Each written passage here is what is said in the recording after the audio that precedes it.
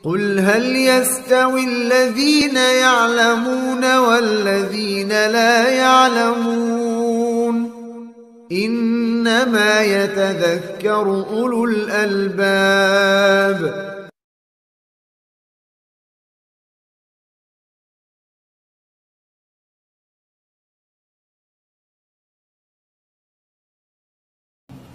Hadirin dan hadirat yang dimuliakan oleh Allah Subhanahu wa taala, Syekh Islam Ibnu Taimiyah beliau berkata, ya. Beliau berbicara tentang masalah waswas ini di dalam kitab beliau Majmu' Fatawa. Beliau mengatakan, kata beliau, al-waswasu aslun kullu kufrin wa fusuqin wa isyan, fa huwa aslu syarri kulli. Kata beliau, waswas itu adalah asal dari semua kekafiran, kefasikan, kemaksiatan kepada Allah. Fa huwa aslu syarri kulli. Maka penyakit waswas ini, kata beliau, asal dari semua kejelekan yang ada. Dan betul, ya, nanti kita akan jelaskan, ya, bahwasanya akibat penyakit waswas tersebut, orang menjadikan orang tersebut tidak beribadah lagi kepada Allah. Bahkan yang lebih parahnya, menjadikan orang tersebut irtidad, keluar dari agama Islam akibat penyakit ini, ya. Dan penyakit ini, ya, menimpa kepada orang-orang yang semangat beribadah kepada Allah, ya. Makanya Ibnu Mas'ud, ya, pernah didatangi oleh orang Yahudi. Orang Yahudi ini mengatakan kepada sahabat yang mulia ini, Abdullah bin Mas'ud, ya, sesungguhnya kami ini bangsa Yahudi, ketika kami beribadah kepada Allah, ya, maka kami khusyuk beribadah kepadanya. Tidak ada rasa ragu-ragu, ya, tidak ada godaan, ya. Kata Ibnu Mas'ud, ya, kamu tidak digoda oleh syaitan karena hati kamu sudah hancur, ya. Hati kamu sudah binasa, tidak perlu lagi digoda karena kamu sudah kafir, ya. Sedangkan syaitan menggoda manusia kepada hati-hati yang lurus, ya, kepada hati-hati yang menginginkan kebaikan, maka dia digoda oleh syaitan, dipalingkan dari khusyuan kepada Allah, dibikin orang tersebut takut dalam beribadah kepada Allah Subhanahu wa taala. Waswas, ya, para ulama, ya, waswas itu dalam bahasa Arab disebut dengan sautul khafi, ya, suara yang pelan, ya, suara yang tidak keras, ya. Ini makna waswas dalam bahasa Arab, ya. Makanya Allah katakan alladzi yuwaswisu fi sudurin nas, ya, yang mana syaitan itu, ya, membisiki pada dada-dada manusia, ya. Dalam segi istilah, para ulama menyebutkan bahwa waswas itu adalah bisikan syaitan pada dada-dada manusia yang mana bisikan tersebut la naf'a fihi, tidak ada manfaatnya, wala khair, dan tidak ada kebaikan padanya, ya. Ya, bisikan syaitan pada dada-dada manusia, ya, dibisiki pada dada-dada diri manusia, ya, yang mana bisikan tersebut semata-mata ingin menyesatkan manusia, yang tidak ada kemanfaat dan tidak ada kebaikan padanya. Ini pengertian waswas yang diistilahkan oleh para ulama. Kemudian, apa beda waswas dengan ragu-ragu? Ya. Ya. Ragu-ragu, ya, syak, ya, atau dalam bahasa Arab istilahkan dengan syak, ya. Ragu adalah seseorang, ya, tidak bisa mentarjih, ya, ya, menguatkan salah satu dari dua pilihan, ya. Itu syak, ya. Seorang ketika sholat dia ragu, sholatnya 3 apa 4, ya, tidak ada yang bisa menguatkan tadi saya sholat 3 apa 4, ini ragu. Dan ragu-ragu ini jika sering terjadi, ya, maka itu indikasi orang tersebut terkena penyakit waswas, ya. Adapun waswas itu adalah bisikan syaitan. Ya. Sedangkan ragu-ragu ada sesuatu, ya, seseorang, ya, tidak bisa dia, ya, menguatkan dari salah satu dari dua pilihan, ya, sehingga dia ragu. Dan ragu-ragu ini jika banyak terjadi pada diri manusia menunjukkan indikasi orang tersebut terkena penyakit was-was. Makanya di dalam salat ya, jika seandainya ada orang ragu ya di dalam salat ya, entah itu dalam perkara wajibat salat ya, wajib salat ya. Seperti apa contohnya? Wajib salat seperti apa? Di dalam salat itu ada rukun, ada wajib ya. Wajib salat seperti apa? Yang keras suaranya. Baca Fatihah rukun. Wajib salat apa? Wudu syarat sah salat ya, dalam keadaan suci. Wajib salat seperti apa? Bukan. Kenapa? Wajib salat seperti tasyahud awal. Itu wajib salat ya. Seperti seorang membaca ya zikir di waktu ruku, zikir di waktu sujud ya, zikir di waktu i'tidal. Ini pendapat yang rajih kalau para ulama, ini bagian wajibat salat ya.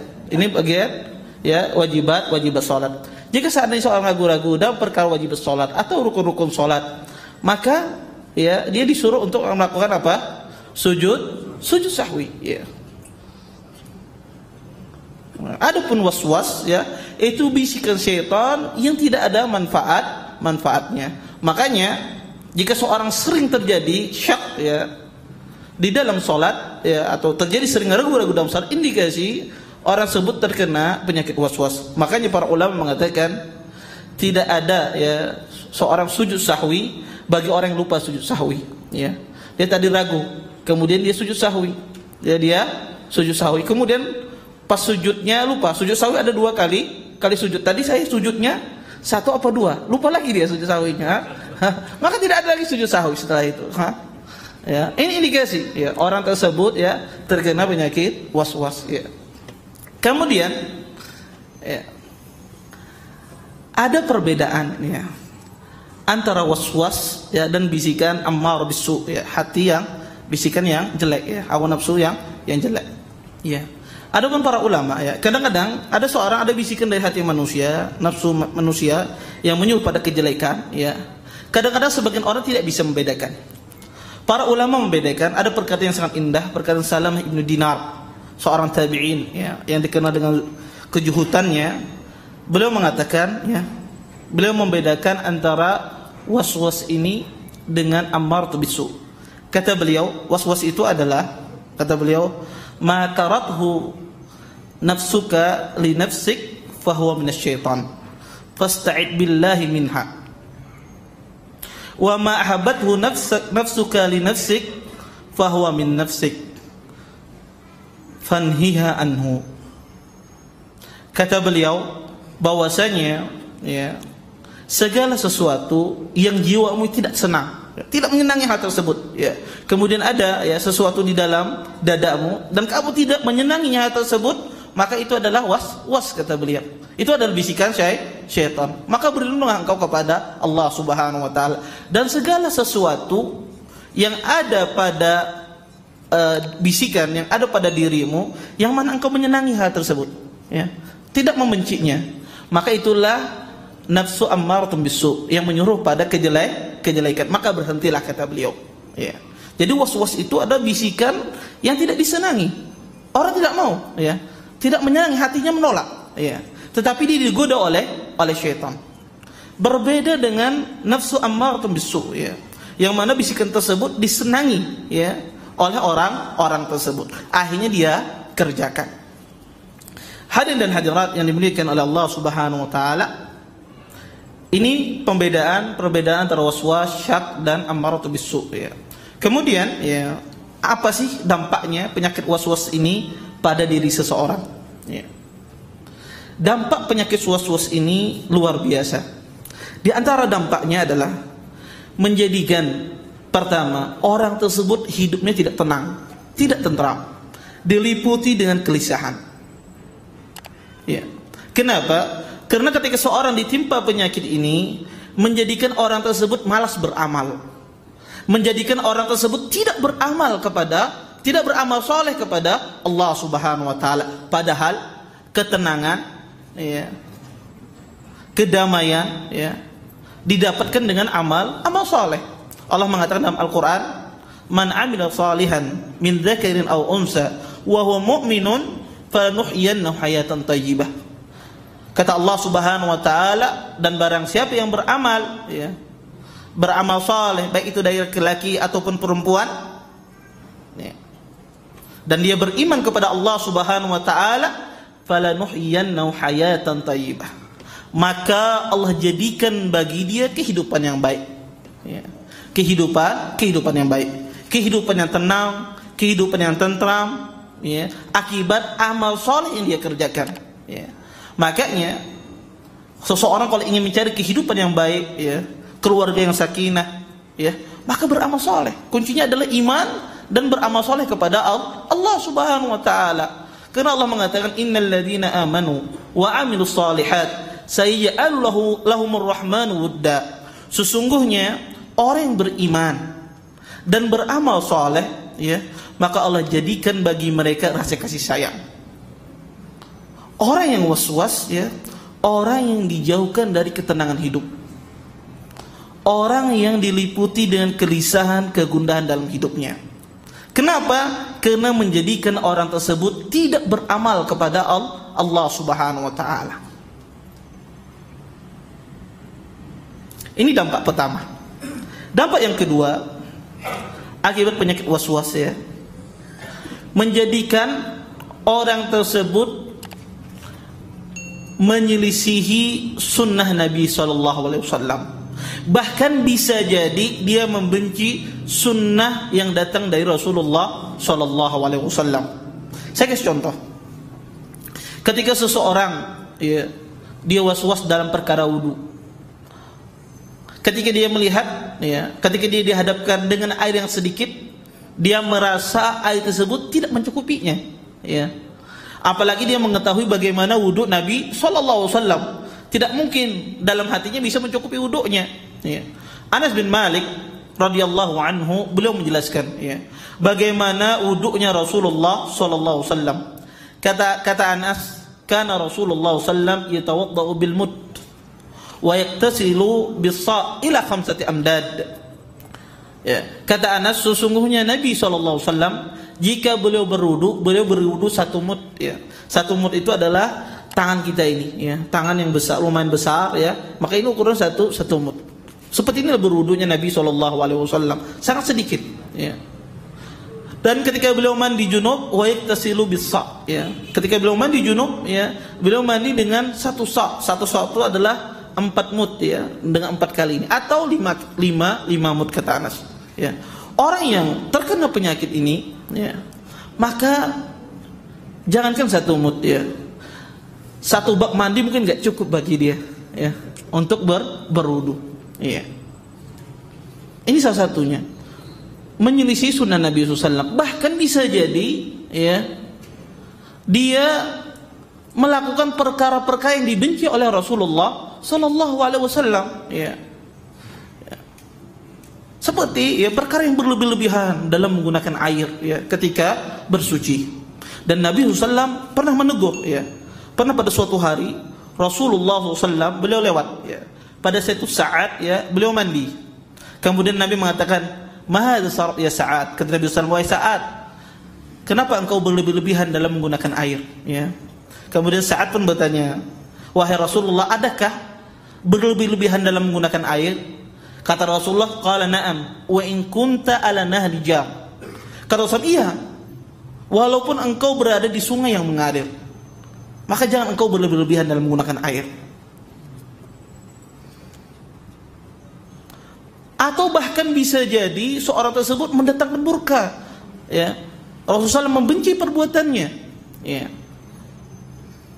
Ketika seorang tersebut tertimpa penyakit ini, ya. Kita sering melihat, ya, orang kadang-kadang ketika berwudu, ya, dia membasuh anggota wudunya lebih dari 3 kali, ya.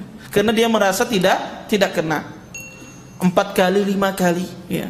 Karena dia merasa 3 tersebut tidak terkena air wudu, akhirnya dia ulang lagi, ya. Dan dia terkena, ya, larangan dalam hadis Rasulullah SAW, ya. Rasulullah SAW pernah bersabda, Diriwayatkan bahwa ja'a Arabiyun ila Nabi sallallahu alaihi wasallam.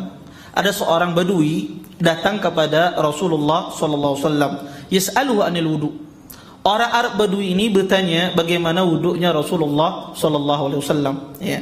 Dia bertanya kepada Rasulullah bagaimana wudu, ya, wudu yang benar. Kemudian Nabi sallallahu alaihi wasallam faral wudu salasan, ya. Kemudian Nabi pun memperlihatkan kepada orang badui ini bagaimana cara berwudu yang benar. Beliau berwudu 3 kali, ya. Membasuh mukanya 3 kali, tangannya 3 kali, membasuh kakinya 3 kali. Kemudian kata Nabi sallallahu alaihi wasallam, "Faman zada ala hadza faqad asaa wa ta'adda wa zalama." Kata Nabi sallallahu alaihi wasallam, barang siapa ketika dia berwudu lebih dari 3 kali basuhan, sungguh dia telah berbuat jelek, telah melampaui batas dan berbuat kezaliman. Makanya Imam Nawawi mengatakan ajma'al ulama, ya, kata beliau sesungguhnya para ulama sepakat, ya, ala karahiyati al-wudu az-ziyadatu ala salas, bahwasanya ulama sepakat bahwasanya orang yang berwudu lebih dari 3 kali basuhan bahwasanya hukumnya makruh, ya, tidak disenangi dalam syariat. Bahkan yang lebih parah lagi, Imam Ibnu Mubarak beliau mengatakan la amanu iza zada fil wudu ala salas ayyatam. Kata beliau, saya tidak, seseorang yang berwudu lebih dari 3 kali itu tidak aman dari berkena dosa.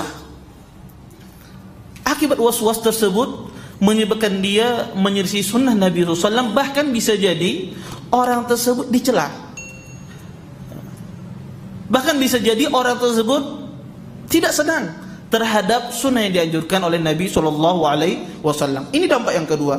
Dampak yang ketiga, ketika seorang, ya, terkena penyakit ini adalah dia akan menghilangkan waktunya banyak yang hilang, ya. Padahal Rasulullah SAW mengatakan ni'matani maghbunun fihi makatsirun minan nas, as-sihhatu wal faragh. Kata Nabi SAW 2 nikmat, ya, yang sering, ya, dilupakan, ya, dilalaikan oleh manusia, dan was-was ini akan banyak waktunya hilang, ya. Dari datang sebelum, ya, sampai qomat baru selesai wudu, ya. Kemudian sholat tidak selesai, ya. Ya, imam mau ruku baru dia bisa ngangkat takbiratul ihram, ya. Maka banyak waktunya terbuang, ya. Ini dampak yang luar biasa bagi orang terkena penyakit was-was ini. Kemudian ada dampaknya pula, ya, bahwasanya orang tersebut tidak bisa merasakan nikmatnya kelezatan dalam beribadah kepada Allah. Bagaimana dia bisa merasakan nikmat beribadah kepada Allah Subhanahu wa taala sedangkan dia berat melaksanakan ibadah tersebut? Bagaimana dia bisa merasakan kelezatan di dalam ibadah kepada Allah Subhanahu wa taala sedangkan dia sangat susah melaksanakan ibadah tersebut? Padahal Nabi Allah Subhanahu wa taala menjadikan ibadah itu ada kelezatannya. Rasulullah SAW pernah bersabda, kata beliau, "Qum ya Bilal fa'arihna bis shalah." Rasulullah pernah berkata kepada Bilal, "Wahai Bilal," kata Rasulullah, "bangun engkau, ya. Fa'arihna bis shalah," maka qamatlah engkau, azanlah engkau wahai Bilal, maka biarkanlah kami tenang dengan salat kami, ya. Beristirahat dengan salat kami, ya. Dalam riwayat lain Nabi SAW mengatakan sungguh salat itu pelipur hatiku, kata Rasulullah, ya. Bagaimana orang was-was tersebut mendapatkan nikmat ibadah semacam ini sedangkan dia berat melaksanakan ibadah tersebut? Maka ini kenikmatan yang hilang dari orang ditimpa penyakit semacam ini. Kemudian yang terakhir, dan ini yang paling bahaya, bahwasanya orang yang terkena penyakit ini dia akan bermunculan pada dirinya berbagai macam syubhat, yang mana syubhat tersebut bisa menjadikan orang tersebut, ya, keluar dari agama Islam, ya. Mudah-mudahan kita terhindar dari penyakit ini.